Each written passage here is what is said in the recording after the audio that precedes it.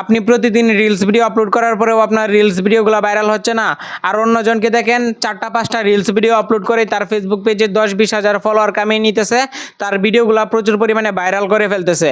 কিভাবে আপনার রিলস ভিডিওগুলো আপনি নিজেই ভাইরাল করতে পারবেন আমি একটা সেটিংস অন করে আপনাদেরকে দেখাচ্ছি।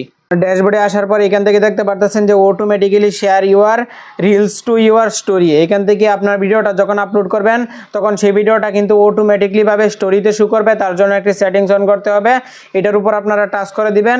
টাচ করে দেওয়ার পর আপনি নিচের দিকে দেখতে পারবেন যে অলওয়েজ শেয়ার টু স্টোরি। এই সেটিংসটা যদি আপনি অন করে দেন তাহলে কিন্তু আপনার ভিডিওগুলো, যে রিলস ভিডিওগুলো আপলোড করবেন সেই রিলস ভিডিও থেকে আকর্ষণীয় একটা পিক নিয়ে কিন্তু আপনার স্টোরিতে তারা অটোমেটিক্যালিভাবে পোস্ট করে দিবে।